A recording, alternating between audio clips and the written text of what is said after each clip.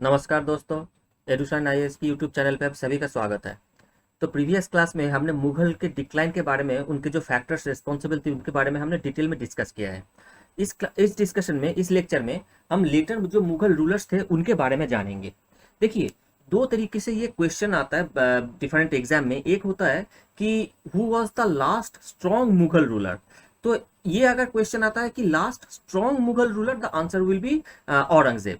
लेकिन औरंगजेब मुगल डायनेस्टी के last ruler नहीं थे। तो अगर क्वेश्चन ये आ जाता है कि who was the last Mughal ruler, the answer will not be Aurangzeb, it will be Bahadur Shah Zafar. देखिए, 1707 में जब औरंगजेब की डेथ होती है तो मुगल डायनेस्टी की डिक्लाइन स्टार्ट हो जाता है। लेकिन मुगल डायनेस्टी की एंड नहीं होता है। And it continued even after 1707 for 150 years, और 1857 में आकर के इसकी एंड होती है। तो औरंगजेब के बाद के जो कंडीशंस हुआ था, जो मुगल रूलर्स आए थे, या जो कहा जाता है कि दे वर वीक इन नेचर, उनके जो एडमिनिस्ट्रेशन था, तो उनके बारे में हम जानेंगे। लेकिन इससे पहले हम लोग देखिए ये चीज हम समझ लेते हैं कि उस टाइम पे मुगल डायनेस्टी में या मुगल कोर्ट में चल क्या रहा था। देखिए, औरंगजेब के टाइम पीरियड से ही जो मुगल मनसबदारिस थे, जो एडमिनिस्ट्रेटर्स थे, उन लोगों में एक फैक्शनल वॉर स्टार्ट हो गया था। लेकिन क्योंकि औरंगजेब बहुत ही स्ट्रांग रूलर थे तो ये फैक्शनल वॉर सरफेस नहीं हो पाया था। लेकिन औरंगजेब के डेथ के बाद जब बहादुर शाह वन रूलर बने तो उनके टाइम पीरियड से ये factional war started to become very prominent. अब देखिए, जो मुगल मनसबदार थे उनमें तो पहले तो अकबर ने जो एडमिनिस्ट्रेशन इस्टेब्लिश किया था उसमें मेरिटोक्रेटिक सिस्टम इस्टेब्लिश किया था। तो वहां पे मेरिट के वजह से, मेरिट के देख करके अपॉइंटमेंट हो जाता था। So under the Mughal mansabdaris they were different, the people of different factions were present, जिनमें से चार जो फैक्शंस थे दे वर वेरी प्रोमिनेंट, और इन लोगों में एक इंटर राइवलरी स्टार्ट हो गई। पहला पहला जो ग्रुप था दैट वाज ईरानी। तो they were Shia by nature, right. और दूसरा जो ग्रुप था Turani, it is derived from the word Turkey, and they were Sunni in nature. अब देखिए, शिया और सुन्नी में एक कॉन्फ्लिक्ट पहले से ही बना हुआ था। So this inter rivalry between Iranis and Turanis were very prominent. However, जब जो तीसरे ग्रुप आता है अफगानी, इनके जब बारी आती है तो Afghanis way look down by ईरानीज and तुरानीज। तो कभी भी अफगानी अगर कंपटीशन में आ जाता है, सो तब क्या होता है कि ये दोनों, this two group join hands and defeat the Afghani, and then they fight among themselves. तो क्योंकि अफगानीज को मतलब कि लुक डाउन किया जाता था, छोटी नजरों से देखा जाता था, तो उनको कंपटीशन से बाहर निकलने की कोशिश ये लोग करते थे। और सबसे लास्ट में आते हैं Hindustani, which were Hindu convert, they were looked down by all the three groups. ठीक है ना। और क्योंकि ये सबसे नीचे आते हैं इस स्ट्रेटा में, इस स्ट्रेटिफिकेशन में, इसीलिए हिंदुस्तानी ग्रुप में देखने को मिलता है they were very much ambitious in nature, क्योंकि उनको मतलब कि एक सोशल मोबिलिटी, एक अपलिफ्टमेंट की जरूरत थी। That is why they were very much ambitious as well. अब देखिए, they this groups they started to play the role of king makers. King makers क्यों? क्योंकि देखिए, औरंगजेब के डेथ के बाद जितने भी रूलर्स आए they were very weak in nature. अब ये nobles they became so much influential कि वो हर एक ग्रुप ये चाहता था कि उनके क्लोज कोई रूलर सिंहासन पे बैठे, तो उससे क्या होगा, उस ग्रुप को कुछ फेवर मिलेगा, राइट। तो हर एक ग्रुप चाहता था कि उसके क्लोज कोई सिंहासन पे बैठे। अब देखिए, यहाँ पे एक बहुत ही इंपॉर्टेंट पॉइंट है नजर करने वाली, वो ये है कि there is a very basic fundamental difference between the Mughals and Delhi Sultanate. Delhi सल्तनत में हमने क्या देखा था कि 5 डायनेस्टीज देखिए सक्सेसिवली आया था। जैसे इलवाड़ी डायनेस्टी आया था, उसके बाद खिलजीज आए थे, खिलजीज के बाद तुगलक आए थे। दिल्ली सल्तनत की बात कर रहा हूँ। तो उसमें जब इलवाड़ी रूल कर रहे थे, जब मतलब जब बालबन रूल कर रहे थे, तो Khiljis were feudal lords under the इलवाड़ी डायनेस्टी। लेकिन इलवाड़ी डायनेस्टी को हटा करके एक फ्यूडल लॉर्ड, एक नोबल जो जलालुद्दीन खिलजी थे, वो मतलब कि पावर में आ गए थे और खिलजी डायनेस्टी की एस्टेब्लिश की। उसके बाद जब खिलजीज की खत्म हुई तो उन under the Khiljis Tughlaqs were feudal lords, Ghiyasuddin Tughlaq. तो खिलजीज को भी रिमूव करके एक फ्यूडल लॉर्ड जो नोबल थे गयासुद्दीन तुगलक, वो पावर में आए। तो दिल्ली सल्तनत में ये देखा जाता है कि जो ऑफिशियल्स थे या नोबल्स थे वो भी रूलर बन सकते थे। लेकिन ये देखिए, मुगल में ये चीज नहीं था। और मुगल में क्योंकि ये चीज नहीं था, इसीलिए कोई भी पर्टिकुलर एक नोबल कभी भी नहीं चाहा कि वो खुद एक रूलर बने, क्योंकि उनको भी पता था कि दिस विल देयर, अगर वो ऐसे करते हैं then he will not be legitimate, he will not be acceptable to the people, और वो अपना रूल मेंटेन नहीं कर पाएंगे। इसीलिए वो हमेशा हर एक ग्रुप ये चाहता था कि एक पपेट जो मुगल रॉयल फैमिली से ही बिलोंग करेगा, ऐसे ही कोई एक पपेट नवाब या पपेट मुगल एम्पेरर को सिंहासन पे बैठा के वो खुद डी फैक्टो रूलर बन जाए। और इसीलिए देखिए ये किंग मेकर्स के मतलब कि रोल प्ले करने लगे। अब अगर क्वेश्चन एक आता है कि मतलब कि who among the following are the king makers, तो इसमें देखिए सैयद ब्रदर्स आंसर होगा, क्योंकि सैयद ब्रदर किंग मेकर के तो रोल सभी लोग प्ले कर रहे थे, लेकिन इनमें से Sayyid brothers had played the most prominent role and they belong to this Hindustani group. जैसे कि हमने डिस्कस किया, they were very much ambitious in nature. अब देखिए आते हैं हम लोग जो मुगल रूलर्स थे उनमें। देखिए 1707 में औरंगजेब की डेथ होती है, उसके बाद Bahadur Shah one became the emperor. लेकिन उनके रूल बहुत ज्यादा दिन तक तो नहीं चला, 5 साल के लिए रूल चला।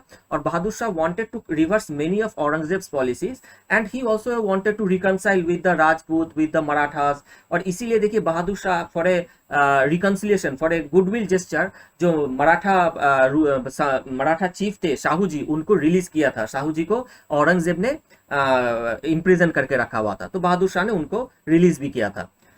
बहादुर शाह के बाद वन के बाद आते हैं जहांदर शाह। लेकिन देखिए यहाँ पे क्या लिखा है, by Zulfiqar Khan who was an Irani. तो यहीं पे रोल आ जा रहा है वो फैक्शनल ग्रुप का। तो Zulfiqar Khan was belong to Irani group who played the role of king maker to make Jahandar Shah to become the ruler. अब देखिए हुआ ये कि जब जुल्फिकार खान डी फैक्टो, जब जहांदर शाह रूलर बने, तो Zulfiqar Khan become the de facto ruler, right. तो अब हुआ ये कि जो बाकी के जो फैक्शनल ग्रुप्स थे, they started to poison the mind of Jahandar Shah, क्योंकि उनको अब ये समझाया जाने लगा कि एक्चुअल रूलर तो जुल्फिकार खान के हाथ में है, तो कभी भी अगर जुल्फिकार खान खुद रूलर बन जाए तो तब जहांदर शाह का क्या होगा। तो he the other group started to poison his mind, और इसमें आकर के Jahandar Shah has the conspiracy against Zulfiqar Khan and got him killed. और इसी का तो इंतजार था बाकी सारे ग्रुप्स को, क्योंकि जहांदर शाह के खुद का तो कोई पावर था नहीं, all the powers were depending upon Zulfiqar Khan. तो जब जुल्फिकार खान को ही मार डाला उन्होंने, तो Jahandar Shah was also removed. And this time देखिए सैयद ब्रदर्स, जो कि हिंदुस्तानी ग्रुप से बिलोंग कर रहे थे, they made the Farrukh Siyar the ruler who remain ruler from 1713 to 1719। अब फारूक शियर के टाइम पे कुछ कुछ इंपॉर्टेंट इवेंट होता है, जैसे कि एक Sikh leader Banda Bahadur Bairagi was executed by Farrukh Siyar. फिर ईस्ट इंडिया कंपनी को जो बंगाल में दस्तक राइट मिला हुआ था, वो भी फारूक शियर के टाइम पे ही मिला हुआ था 1707 में, जिसके बारे में हम एंग्लो बंगाल कॉन्फ्लिक्ट में इन डिटेल्स हम डिस्कस करेंगे उसके बारे में। अब देखिए फारूक शियर के साथ भी वही होने लगा जो जहांदर शाह के साथ हुआ था। तो फारूक शेयर के माइंड को भी पॉइजन किया जाने लगा, मतलब कि बाकी के जो ग्रुप्स थे अगेंस्ट द सैयद ब्रदर्स। लेकिन सैयद ब्रदर्स को पिछला एक्सपीरियंस था जुल्फिकार खान का, इसीलिए फारूक शेयर भी जब कोशिश किया सैयद ब्रदर्स को एग्जीक्यूट करने की, तो ये चीज इन लोगों को पता चल गया and they instead got Farooq share killed, right. तो अब देखिए सैयद ब्रदर्स को लगने लगा कि अब ऐसे किसी को सिंहासन पे लाया जाए वो ज्यादा कॉन्स्पिरेसी नहीं कर पाएगा, इसीलिए दो बहुत ही क्विक सक्सेशन में दो रूलर को लाया गया था और उनको रिमूव भी किया गया था, रफीउद्दराजत एंड रफीउद्दौला। दोनों को ही 1719 के अंडर ही उनको रिमूव कर दिया गया था, ठीक है ना। उसके बाद आते हैं Muhammad Shah. Now he is also known as the Muhammad Shah Rangeela, जिनके रूलिंग पीरियड सबसे लंबा तो था, लेकिन इन्हीं के टाइम पीरियड में सबसे ज्यादा डैमेज भी हुआ। अब Mohammad Shah was very luxury loving person, और मोहम्मद शाह की मतलब कि by character he was not at all very strong, he was a very weak character. लेकिन वो काम करने से वो मतलब कि एबल रहा, जो कि बाकी के रूलर्स नहीं कर पाए थे। He got Syed brothers killed.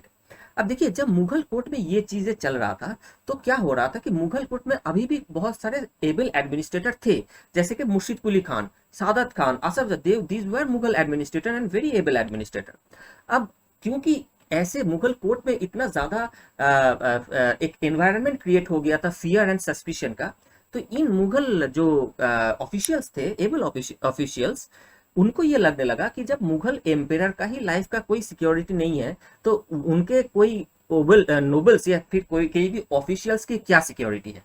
इसीलिए देखिए अब ये लोग क्या करने लगे, ये लोग मुगल कोर्ट से दिल्ली से बाहर जाने लगे। फॉर एग्जाम्पल मुर्शिद कुली खान चले गए Bengal and he declared himself the nawab of Bengal and establish the state of Bengal.